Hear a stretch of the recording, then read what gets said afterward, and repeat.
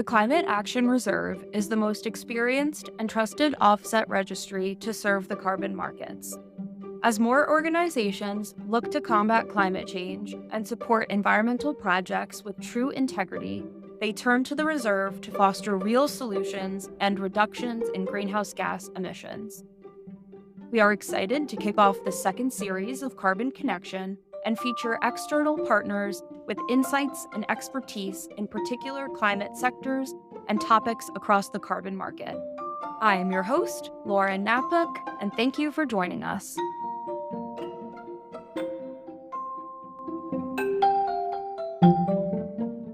Hi, welcome to our next episode of Carbon Connection. Today, we are speaking with Eduardo Piquero, whose experience in international and Mexican carbon pricing instruments and policy spans over 15 years. He is currently the CEO of Mexico Zero Dos, a Mexican stock exchange company where he oversees the development of environmental markets such as carbon and green bonds markets. Today, we are speaking with Eduardo about the exciting advancements in carbon markets happening across Latin America, including frameworks being built, the importance of community participation, and more. Eduardo, gracias por acompañarnos. Thank you for joining us. Thank you very much for having me, Lauren. My absolute pleasure. Hola to everyone. Thank you so much, Eduardo. And just to kick us off, how is the Latin American region being impacted by climate change? Quite heavily, actually. Latin America is one of the most vulnerable regions to climate change. We've been feeling the effects of climate change during the last, let's say, 10 years or so, quite heavily here in Mexico, but also throughout the region. Water scarcity, it's quite an important impact in a lot of places, mostly on the Pacific coast of the Americas and specifically in Mexico and northern Chile and Peru. But also this year, we had a severe drop of water scarcity in Brazil and in Argentina. And that's not only the physical effects of climate change, but also financial effects of climate change. What we have also seen across the Americas is governments being affected by taxes not being paid because of climate change impacts. That those were the cases in Argentina, Chile, or Brazil, and so forth. And more investment being driven to green projects, so forth, and including, of course, renewable energy. And most importantly, Lauren, we're seeing a lot of institutional investors more and more interested in how to cover best from the impact of climate change. So that's why we're also seeing some Latin American pension funds, such as some in Brazil and Chile, and of course, again, here in Mexico, being really key players in driving investment towards climate solutions in the region. Thank you so much, Eduardo. That's really critical, something that you raised, which is getting these financing mechanisms into the Latin American region to ensure that projects are starting up, getting communities involved with climate change as part of this greater picture. So I appreciate that. And what do current carbon markets look like across Latin America? Well, I'm very happy to tell you that carbon markets are evolving very fast in Latin America. From south to north, some countries do have carbon taxes in place. We are saying the carbon taxes in Uruguay, in Argentina, but also in Chile, where in 1 year or so, the carbon tax will be able to be paid using offsets. So that's a breakthrough. Brazil has just introduced a month or so ago a law to implement an emissions trading scheme. And that's quite revolutionary for a country that's been taking quite a while to evolve into compulsory carbon markets or compulsory mechanisms for their main emitters. Of course, Colombia, they do have a carbon tax in place since 2017, and that carbon tax could be paid using 100% offsets. Nowadays, the government introduced a reform, and now only 50% of the tax could be paid using Colombian only offsets. In Central America and in some other countries, some important events are also taking place. The Dominican Republic, Panama, and Peru, they have sort of a voluntary carbon market in place to compensate footprints of companies working in those areas. And some of them have been very, very successful. And of course, then we have the Mexican story. In Mexico, it's quite quite a case. We do have a national carbon tax on fossil fuels, and that's included in fossil fuels. That carbon tax is not able to be paid using offsets. We, of course, have the only national emissions trading scheme actually operational in the Americans, but it has only completed its pilot phase during last year. So we're still awaiting for the secondary regulation for full implementation phase starting next year. That emissions trading scheme covers industry and energy generation. And as a matter of fact, the big news in Mexico are the subnationals. A lot of subnationals are developing carbon taxes, but in a different way than in the fossil fuels industry. They are taxing actual emissions coming from subnational sources. In Mexico, we do have a division into subnational and national sources. And the states of Querétaro and Guanajuato have just implemented very successful carbon taxes that are able to be covered using offsets. The state of Tamaulipas has just introduced one, and we expect it also to be approved during or enacted during the next couple of months. And the state of Colima, a very small and a very active state in Mexico, it has the largest port in Mexico.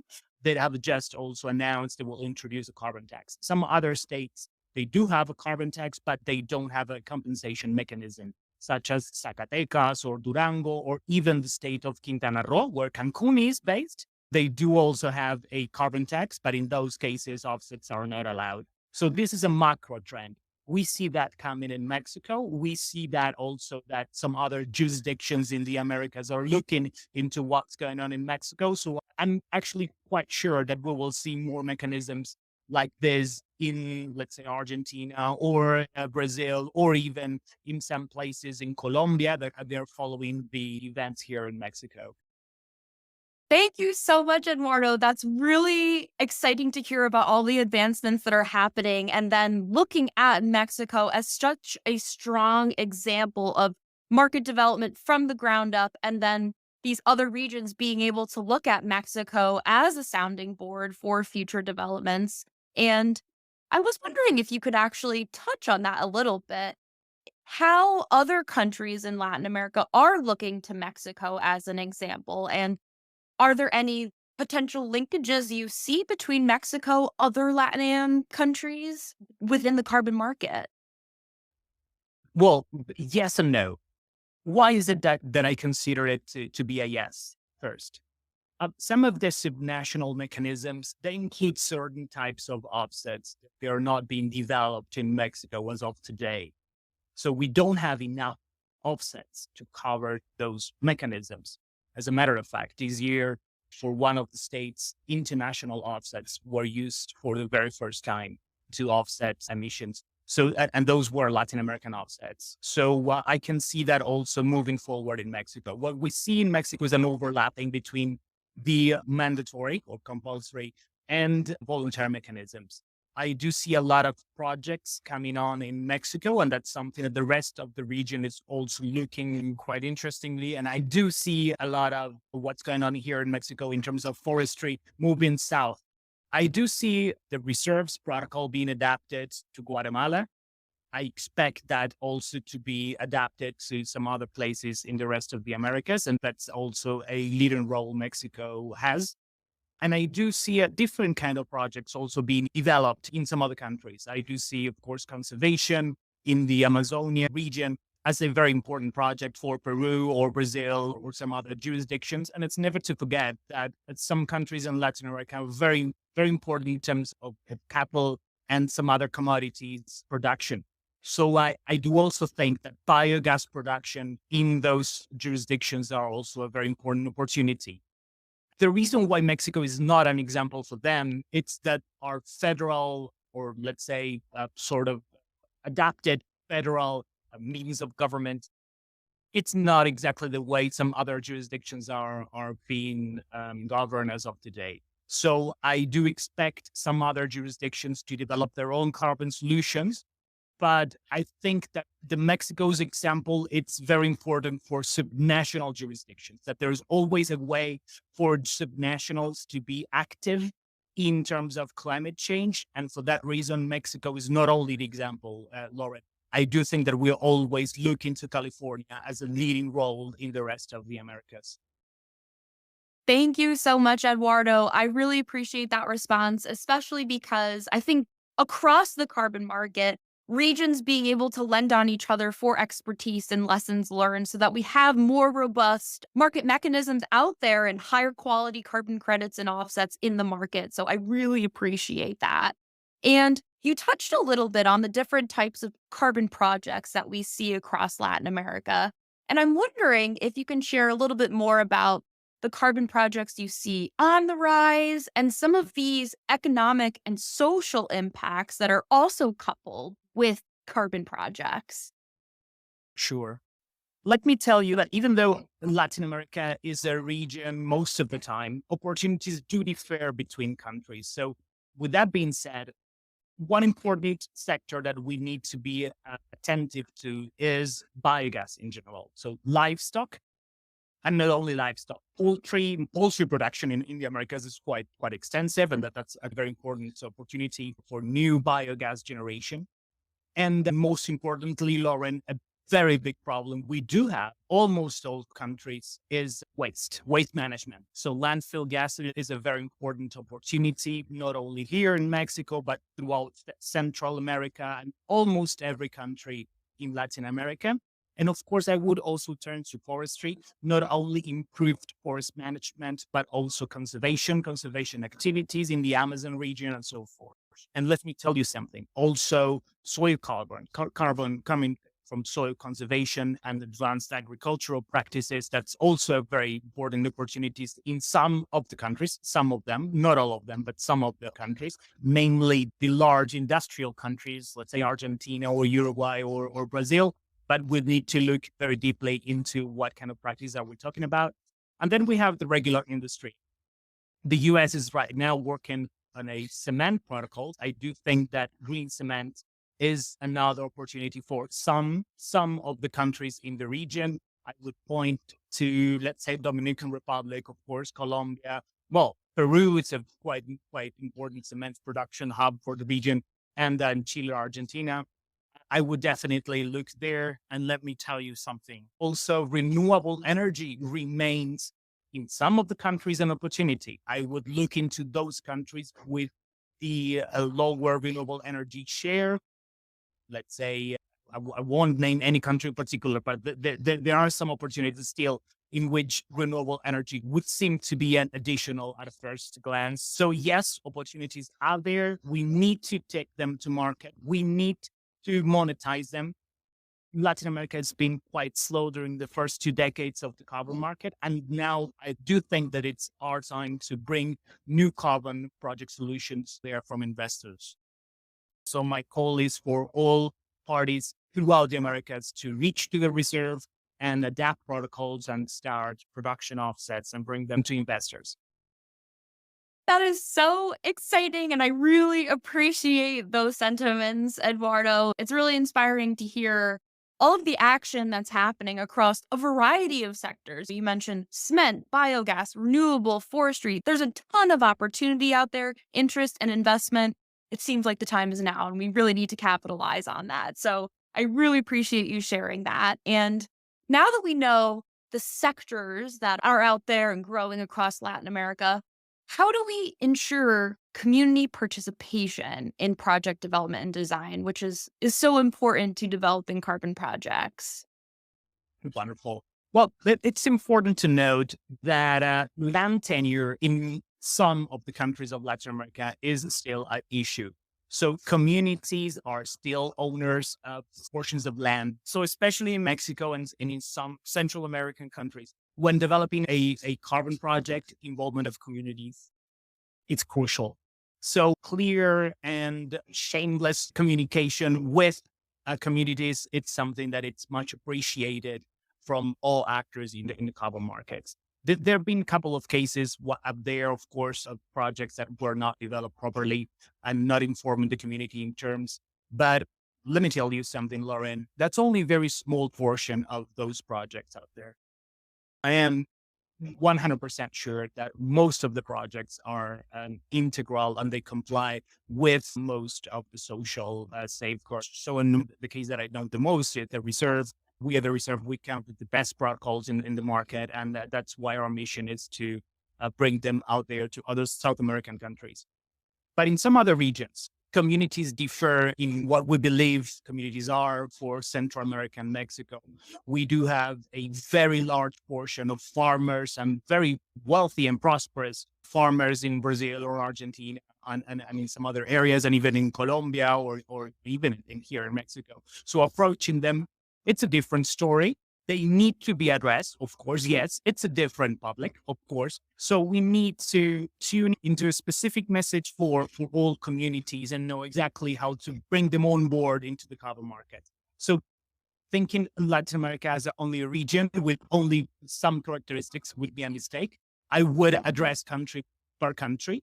But again, opportunities are out there and we need to know the communities better, because having them on board is what makes projects really viable and attractive for investors.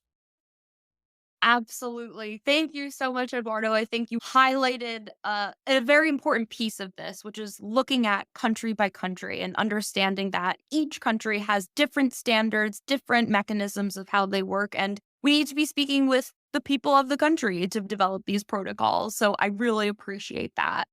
And as you've mentioned, the Latin American carbon markets are really growing and expanding. And with growth, there can sometimes be challenges.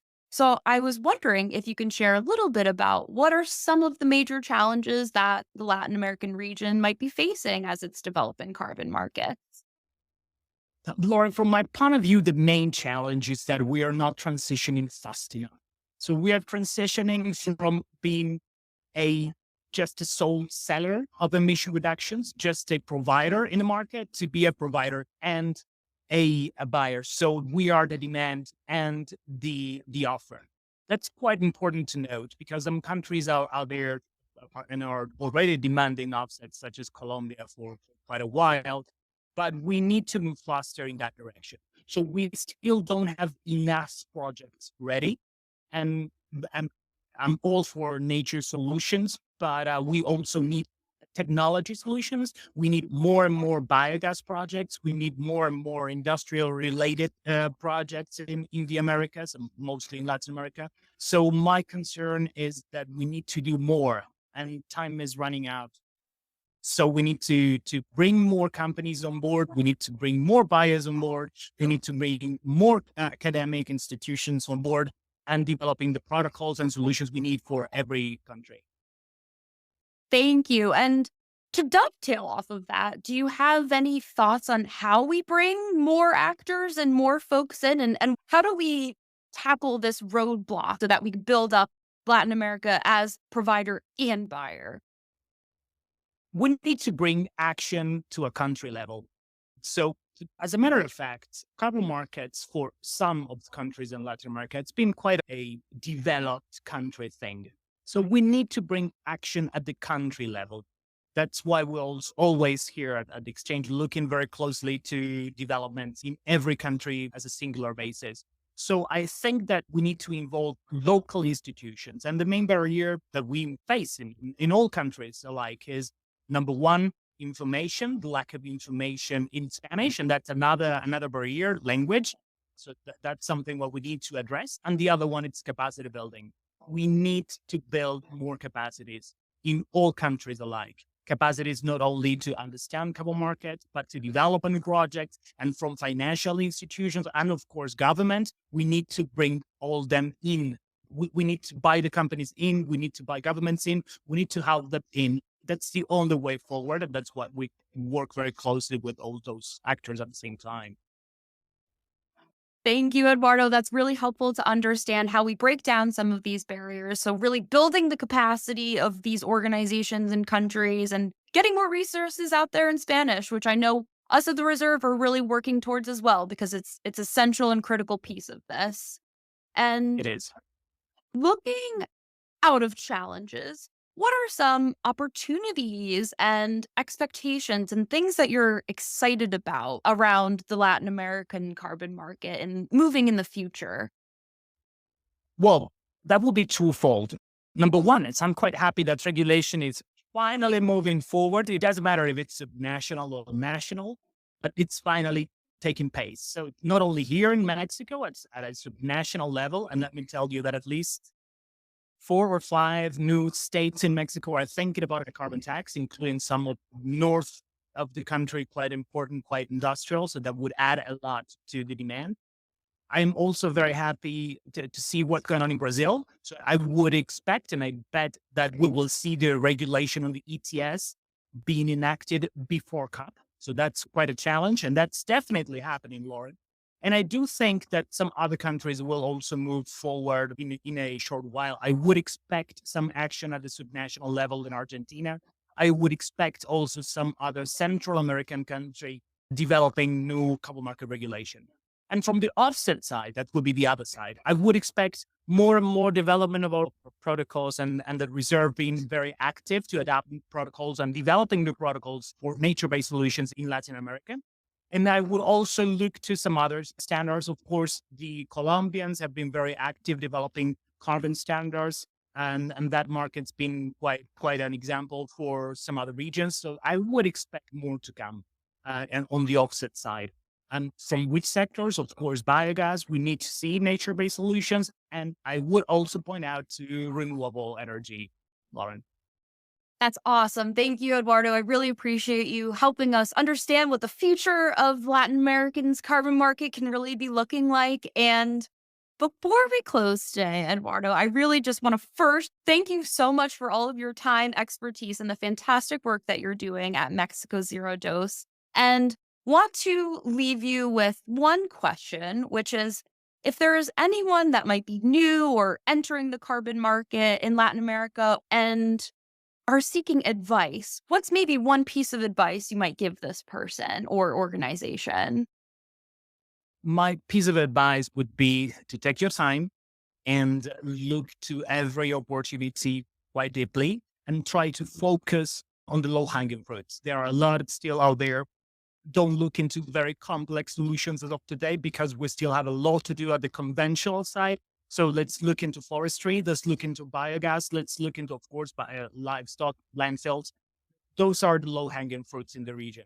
I would focus on there. And after that, let me tell you that market is quite active for Latin American projects. So demand it's out there. So this is our time to bring the projects, to develop them, bring the products to market, and let's start our work. Yes, let's get this work going because the time is now. It is here. So let's dive in. And Eduardo, thank you so much for your time today. I really appreciate it. Lauren, my absolute pleasure. And the reserves is always an example for Latin America. And we're very happy always to work with you.